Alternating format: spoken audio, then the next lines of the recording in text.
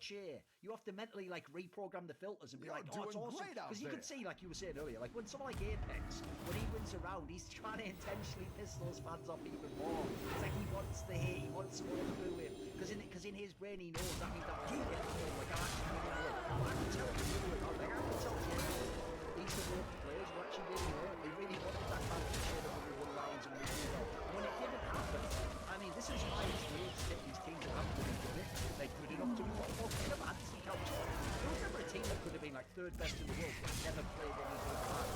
And now we have to find out they are like. So like, this is the problem when you chuck people in there because they were clearly unprepared. Like, you've never been in that situation in your life. There is no preparation, right? Yeah, I think that just go back to your comment about Cadian giving that pre-game interview. Like we just finished a test segment. If anybody didn't see it on the forecast, we were right at the back of the arena. So as soon as we turn around, the screen is right behind us. He was like, yeah, I think maybe 40-50% or something are wearing heroic jerseys. And I was just like, dude, all I can see is stars, like everywhere. Like there was no heroic jerseys in sight. And I think you're totally right. Like coming in with that mentality, like we're on home soil, right? Surely this is our best opportunity. And maybe coming off that Liquid game as well, where people were literally doing Liquid too, just because Danish team, we'll go with them, right? Not anything against the crowd for doing that. It's just what you're doing in terms of a home audience.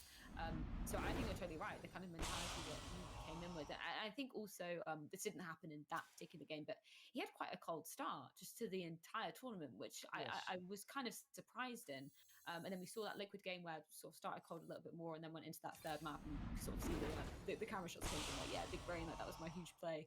And maybe coming off the confidence of that to come into a game where you think, maybe the audience are going to be 50-50 on you, and then just get absolutely shat on with that. I don't blame them for going into the second map there. It was Mirage first, right, and then it went to Nuke. Yes. And coming into Nuke and just going, actually, I'm just mentally deflated as well, which is kind of obviously you can't do as a team, but I could see exactly why that happened, kind of for all the reasons that you guys were saying too. You're doing great out there. For me, he also just set himself up for a massive fall after going into that Astralis match.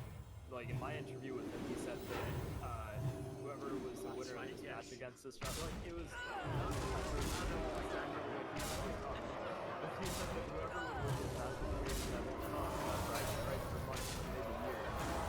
And like to a degree, yes, I get it because when the next time you'll play in front of a Danish crowd, like first big crowd land in 2 years, like outside of Stockholm. It's just that is such a ridiculously hyperbolic comment to make when there's no way that the Brighton Rise is going to last for years. And also, you're playing against a brand new roster who's coming in with 11 days of practice.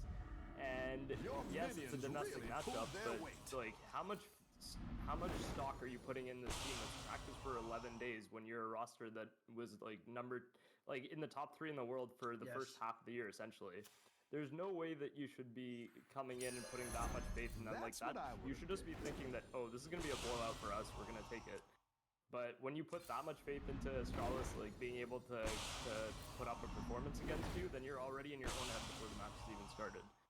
And that's the impression I got from them. Dude, here's the thing. I don't know if you've noticed this, but like Cadian is very much in the vein of, I'll give you a classic example of Taz from Virtus Pro, which is, I've known both these guys behind the scenes as well. What they do is this, right? What they get off on is like the epicness of the moment. Like famously, these are players who play on camera, and they're great in interviews, and obviously they're brilliant on stage with the quotables and stuff. And part of what they almost do is, the joke I always make is, it's like they think that they're they think that they're watching the biopic of their life, but in real time, and that they're just getting to like direct it while they're in it. Like, they're living the movie version of what their life's. So as a result, any time there's a moment like this that they can try and make it like some epic moment, they lead into it super hard. But I agree with you. That was definitely not the vibe to do for this match, because in this match, all you had, by the way, was some kind of loss coming your way. Like, let's say you'd actually just dominated like you should have, and everyone would have just said, oh, who cares anyway, that doesn't count for the rivalry because it's a brand new lineup and they never played together. So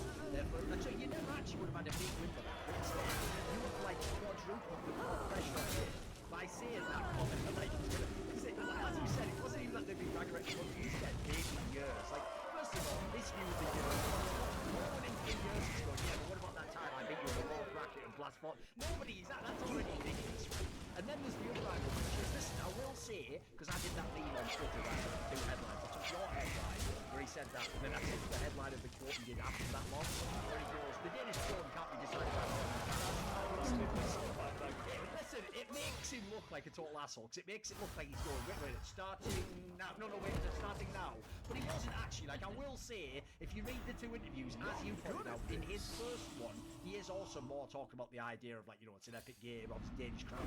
And I know from the one afterwards, he didn't just say what the headline said. I think the implication he had for that was, like, you know, it should be like a best of three, a best of threes, or something, like some sort of jazz, which, by the way, does sound like, you know, best of three. Like, after you lose, like, that's like the shit where your little brother doesn't actually want to accept the loss in a fucking game of rock, paper, scissors or something, Cadian. But that's also, I do think, what he made a mistake with there, because he was trying to make it almost like it's like he thought that if he built up the stakes, then when you win, you get to cash all that out, and it will be true. Like, it would be such an amazing. But as I say, like, if anything, I think you should have gone the other one. Go ahead and hire we one can't of fucking these know how good they are. recruits. Maybe they're who knows? We just play the game. You play it out. You know, like you're saying, play it like you're supposed to be here. Like, you're just a professional. It's another day in the office. It is just a fucking low bracket match as well. It wasn't like the grand final, kid. Like, what bracket rights do you ever get for like a random low bracket semi-final? Like, I don't. That whole narrative was just whack. And as you saw, by the way, backfired in his face pretty hard. If you see the way that game ended, I wanted to ask you about that then, since you were both at the event. I wasn't there. I could only watch it on camera.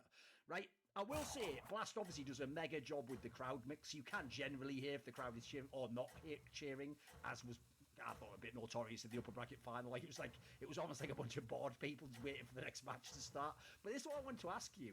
That vibe, especially obviously in the second map of the Heroic Astralis series, where Heroic was just getting destroyed completely, and obviously they went out of the tournament in this match. Keep Give me up some the sense, what momentum, was that friend. like? Because that must have felt that Heroic was the loneliest fucking location in the entire world. Like, that looked really cool. I've never seen in a long time one team just almost get destroyed by the moment. Like, what do you think? Yeah, I think to echo that as well, the arena, so I was actually chat with somebody about this today, just the actual physicality of the arena means that you can hear someone cheer from, you know, over here and you're over here, someone Right. but also means that silence is almost is in that sense, because there's just like nothing, absolutely nothing after any round they won, which obviously is becoming consistent. I think they were surprised at as well.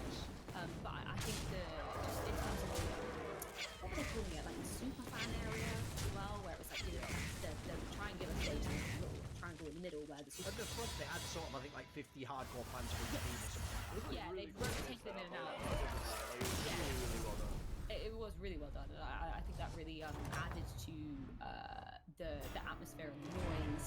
But for that particular match, they really had to scrape to find any Heroic fans that were willing to cheer for them. Like, normally they'd kind of do it 50. Well, it kind of became a bit difficult to do that with Astralis getting so high up, but